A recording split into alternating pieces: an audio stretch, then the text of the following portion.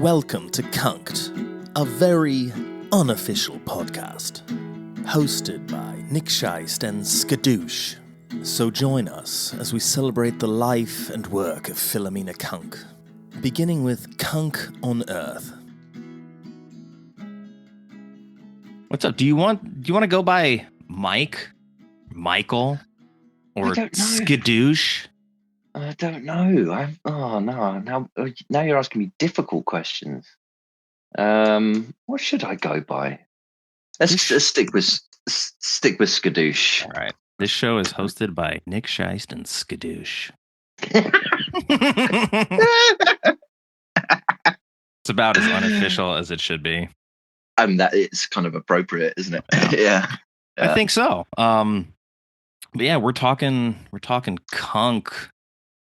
Philomena Cunk. This was all your idea. Of course it was. I talked to somebody else, a fellow American, the other day, and mentioned Philomena Cunk, and they said, "Who?" I mean, it's such a unique name in the first place that it's one of those things where you're either going to get one of two responses, which is, "Oh my God, I love her." Oh, sorry, one of three responses. "Oh my God, I love her." "Oh my God, I hate her." What the fuck is a Philomena Cunk? Cunk definitely sounds like a dirty four-letter word. I've as a huge enthusiast of hers, I'm sure I've seen everything, and I remember the original origins, and I've gone back and watched some of those early interviews with Charlie Brooker, who is the kind of the major writer on this, and from what I can remember, Philomena Cunk wasn't supposed to look or sound the way that Diane Morgan has gone on to develop and push the character in that direction. She was supposed to be a lot more, perhaps middle class to upper class. Hence the name Philomena, which is bizarrely my mum's name. But where they got Cunk from, I don't know. But it is such a like, now you have people like Stephen Colbert and Seth Meyers and things like telling Diane Morgan that they are huge Cunk heads. Just, sometimes a good idea just sprouts legs and starts running. This was it, and I think it started with the name. Well, since we're going to be covering, at least in the beginning here, the miniseries Cunk on Earth, which I think is 8 episodes. It's on Netflix. It filmed in 22, released January of 23. So this is not like at the very beginning, but it's the most readily accessible, I think, at least for me it was. So this is where we're going to start. And then if we end up working our way towards some of the other stuff, I think there's like a movie as well, or like an hour-and-a-half long special, I would call it. Pretty much, yeah, it is. It is a hour and a half long special. Well, for the people that are going to listen to this who maybe don't know, I mean, I doubt you're going to push play on this if you don't know who this is that we're talking about or what we're talking about. But there is a chance that is going to happen, just because you have movie friends that you speak to regularly that may not know. I have movie friends that I speak to regularly that may not know. I have friends that are sports fans that may also be like, "Hey, what is this that Nick is promoting? Let me push play." So for those people, where did this start, and how did we get to episode 1 on Netflix? So Philomena Cunk was a creation of the original television show aired on BBC television, and it was Charlie Brooker's Weekly Wipe, which is essentially kind of a comedic, satirical news kind of digest from that week, looking back at the headlines, all of the stupid things that had happened. And if you go back and watch those, you can see those on YouTube. You can find them online. I think fans of Philomena Cunk now can look back at that show, and they can see a very clear through line in terms of the writing. I believe Charlie Brooker has one of the most sharpest and most satirical, but I think one of the most urgent and important voices. And I know that he would hate anyone to describe his voice as important. But I think that in itself perhaps is one of the major reasons why it is. Philomena Cunk was a kind of a side character alongside another character called Barry Shitpeas. And they were kind of like, they were little cutaway characters that could kind of give the show a bit more texture, and talking heads effectively. But and they would cover all sorts of other little things. But that's where Philomena Cunk was kind of first introduced to people's consciousness as part of Charlie Brooker's Weekly Wipe. However, the actor, or the guy who plays Barry Shitpeas, is also the director. He was actually also the director of most of the shows, and he's then gone on to direct most of the Cunk'd episodes as well. So although he may have some valid gripe, like, why did I not get my own TV show? I think the short answer is because, well, we need you to direct it. So there's that. But yeah, Philomena kind of got a Diane Morgan, who plays her with this very straight, almost, would you say, I don't know if gormless is the right word. I don't even know what gormless means. Really? Gormless is kind of like a slack-jawed, like a slack-jawed expression, kind of like the lights are on but no one's home kind of thing.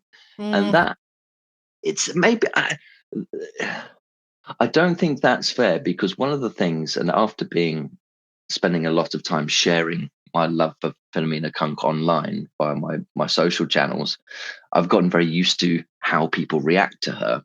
And as we said at the front, it's a very, very polarizing split between love and hate. But I think those that hate her, or profess to hate her, I think they see her as being dumb, and almost willfully dumb. Which no, I was about to say she is, but she's not willfully dumb. She's obviously a character. She doesn't understand, and she has no interest in understanding the topics that they are exploring. And she has no fear of experts. She has this almost kind of blind, almost, I wouldn't say disrespect for them, but there's a healthy dose of just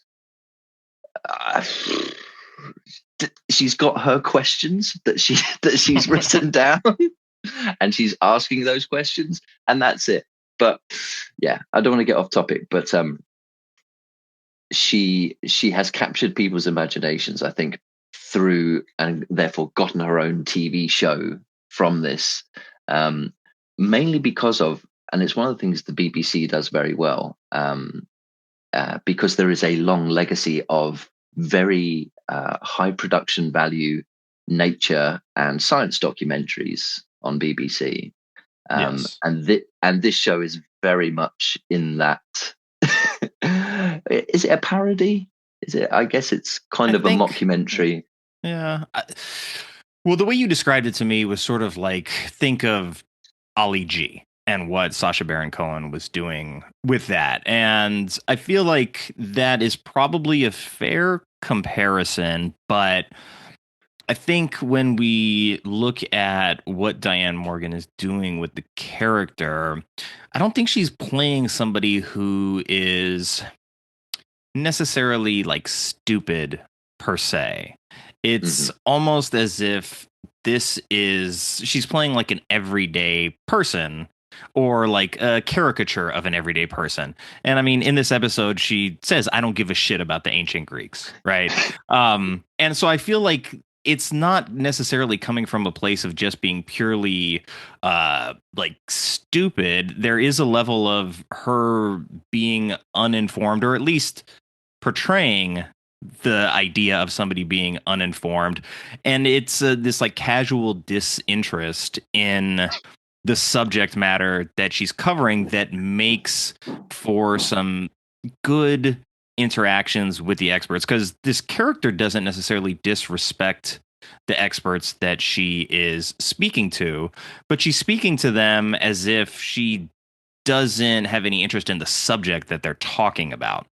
So I think with the, you're going through as the production team, bringing all these people on to talk, and they're all under the impression that they're there to really share this thing that they care a lot about. And so for the most part, they approach her with like open arms and kindness, and they're really there to present what they want to present, and they have no idea what they're getting themselves into. And I think them wanting to talk to somebody who's genuinely interested is the hook for them, because they're professors, they're experts, they work in museums, they work in these fields that don't necessarily have eyeballs and Netflix docuseries dedicated to them. So when they get the call that's like, hey, we want to interview you for a Netflix special, they're like, oh yeah, I really want to do this because I want to shine some light on my community and the science that I work on.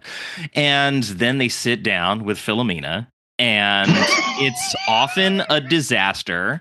But for the most part, they are all still very patient and forgiving, because they're trying very hard to not lash out and not be off-putting in a way that would make their expertise or their field of study look bad. So it's a very fine line to walk. And I think you had posted a clip like maybe last week or within the last few days of her finally like making somebody snap.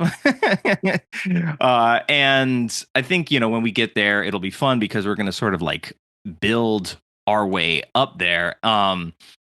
But she takes on these subjects in a way that I find fascinating, because you have to be smart to perform this stupid charade that you're portraying. Like, a lot of the questions that she writes or a lot of the commentary that she brings into the conversations are actually very intelligent. They just are presented stupidly, and it's very disarming for a lot of the people who are already perceiving her by the way that she talks, the way she carries herself, sort of the general malaise in her approach to the interview.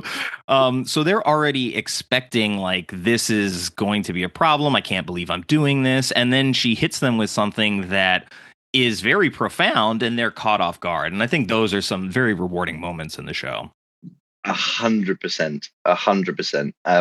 I've made a couple of notes. Just there's since I think that just to go back to what you said at the beginning there about the experts, and I think you've absolutely nailed it in terms of why it is, because that's why it is that they're able to keep a straight face, just first and foremost. But also, why is it that they?